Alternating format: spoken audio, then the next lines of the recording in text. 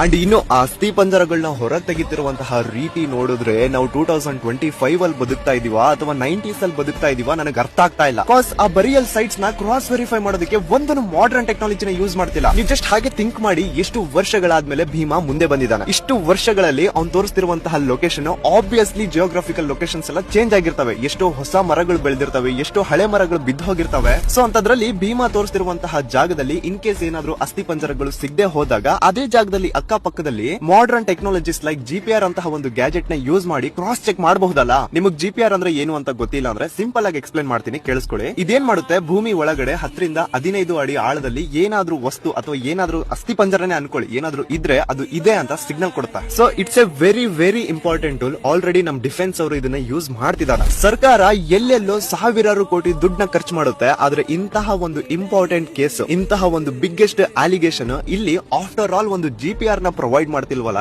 ಏನ್ ಹೇಳ್ಬೇಕು ಇವ್ರಿಗೆ. ಪ್ರತಿ ಒಬ್ರು ಕೇಳ್ತಾ ಇದಾರೆ, ಯಾಕೆ ಜಿಪಿಆರ್ ನ ಏನು ಯೂಸ್ ಮಾಡ್ತಿಲ್ಲ, ಯಾಕೆ ಮಾಡರ್ನ್ ಟೆಕ್ನಾಲಜಿನ ಯೂಸ್ ಮಾಡಿ ಕ್ರಾಸ್ ಚೆಕ್ ಮಾಡ್ತಿಲ್ಲ. ಸೊ ನೀವು ಧ್ವನಿ ಎತ್ತಿ ಪ್ರತಿ ಒಬ್ರು ಗವರ್ಮೆಂಟ್ ಅಫಿಷಿಯಲ್ಸ್ ನ ಟ್ಯಾಗ್ ಮಾಡಿ ವಿ ನೀಡ್ ಜಿಪಿಆರ್ ಅಂತ ಬರ್ದ್ ಹಾಕಿ. ಇನ್ ಕೇಸ್ ಇವರು ಇದೇ ರೀತಿ ತನಿಖೆನ ಮುಂದುವರೆಸಿದ್ರು ಅಂತಂದ್ರೆ ಏನು ಸಿಗಲ್ಲ. ಸೊ ಎಲ್ಲರೂ ಇದ್ರ ಬಗ್ಗೆ ಚೂರು ಧ್ವನಿ ಎತ್ತಿ ಅಂಡ್ SIT ಟೀಮ್ ಅವ್ರಿಗೆ ಚೂರು ಟ್ರಾನ್ಸ್ಪರೆನ್ಸಿನ ಮೇಂಟೈನ್ ಮಾಡಿ ಅಂತ ಕೇಳಿ.